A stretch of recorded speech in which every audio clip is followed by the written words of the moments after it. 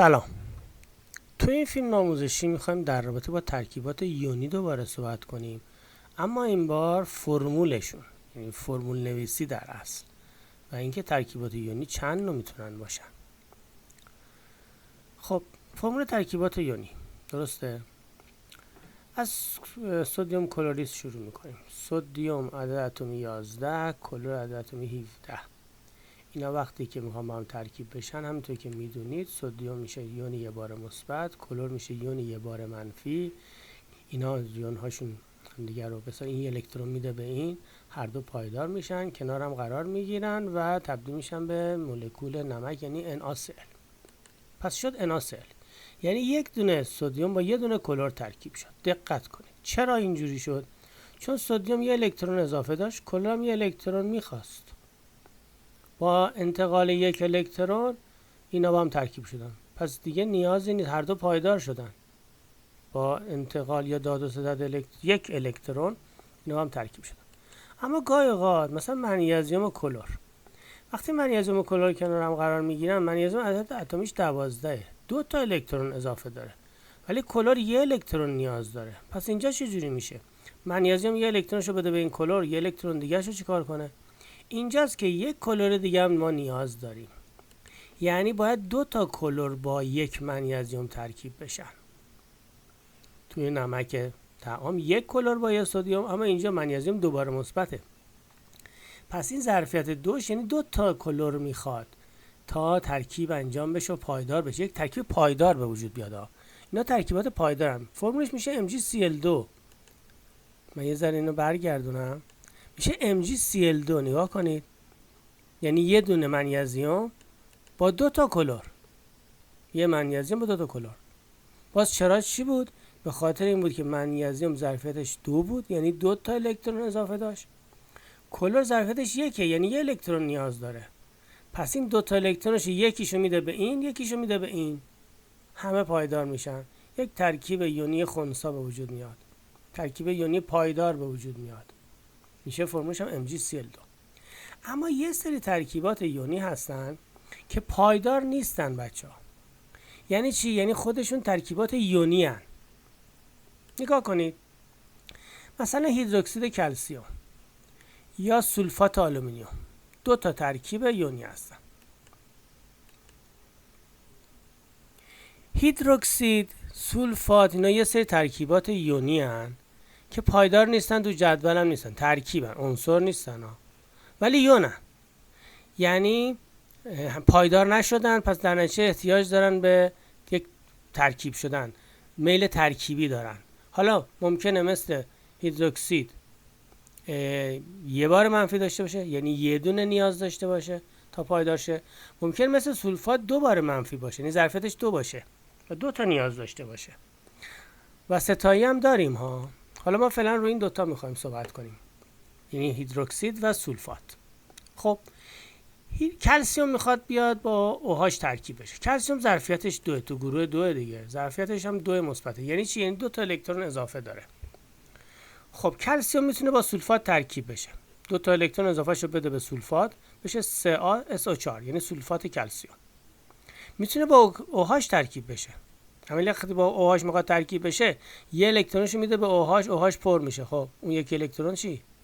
پس یه OH دیگه هم میخواد. نگاه کنید، یعنی یه OH وقتی اینجا قرار گرفت، یه الکترون کلسیم میگیره، الکترون بعدی کلسیم یه OH دیگه میخواد. حالا ما بخوایم برای این فرمول بنویسیم، می‌نویسیم CaOH پرانتز 2 مرتبه. این پرانتز به خاطر چیه؟ و این 2 چیه؟ این 2 نشون میده که میگه 2 تا OH تو مولکول هیدروکسید کلسیم هست. این 2 میگه 2 تا OH توی مولکول هیدروکسید کلسیم هست، یا 2 تا OH به کلسیم چسبیده. نگاه کنید، ظرفیت OH که 1 میاد برای کلسیم، دیگه نمی نویسیم 1، ظرفیت کلسیم میره برای OH، میگیم 2 تا. این کاری که همیشه انجام میدیم. یه مثال دیگه نگاه کنید. پس هیدروکسید کلسیم به این صورت شد فرمولش، CaOH 2 مرتبه. اینجوری هم خونده میشه. این 2 که گفتیم اینجا، منظور همون تعداد OH هایی هستش که با کلسیم دارن ترکیب میشن تا یه ترکیب پایدار به وجود بیارن. هدف ترکیب پایداره. حالا آلومینیوم با 3 بار مثبت. الان آلومینیوم با 3 بار مثبت یعنی چی؟ یعنی 3 تا الکترون اضافه داره. خب میخواد ترکیب شه. مثلا با چی؟ با سولفات. سولفات چیه؟ SO4. نگاه کنید گوگل 4 تا اکسیژن SO4. ظرفیتش 2 بار منفیه. یعنی سولفات برای اینکه پایدار شه 2 تا الکترون نیاز داره. اما آلومینیوم 3 تا اضافه داره. خب 2 تاشو بده به این، یه دونه دیگر چیکار کنه؟ پس اینجا یه مشکل میخوریم. مشکل که نه، یک روش دیگه، یک مطلب جدیدی داره میخوریم. تو اینجور مواقع معمولا ظرفیت اینا رو میان در هم ضرب میکنن، به یه عددی میرسن. 3 ضرب در 2 میشه 6. وقتی رسیدیم به 6، حالا هر کدوم از اینا رو باید تقسیم بر اون عدده کنیم. مثلا حالا 3 ضرب در 2 6 رو بنویسه. حالا 6 تقسیم بر 3 میشه چند؟ 2. یعنی ما 2 تا آلومینیوم میخوایم. 6 تقسیم بر 2 چند میشه؟ میشه 3. یعنی ما 3 تا سولفات نیاز داریم. قشنگ دقت کنید بچه‌ها. هر وقت خواستید اینا رو بهش بنیانهای نافلزی هم میگن.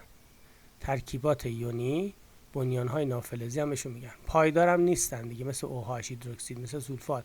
الان چند تا دیگه هم با هم می‌نویسیم. وقتی خواستن با یه فلزی ترکیب بشن بنیان نافلزیه، پس باید با فلز ترکیب بشه. وقتی میخوام با فلز ترکیب بشن از ظرفیتاشون استفاده میکنیم. آلومینیوم ظرفیتش 3، گروه 3 دیگه، 3 تا الکترون تو لایه آخرش اضافه داشت. سولفات هم که ظرفیتش 2 منفیه.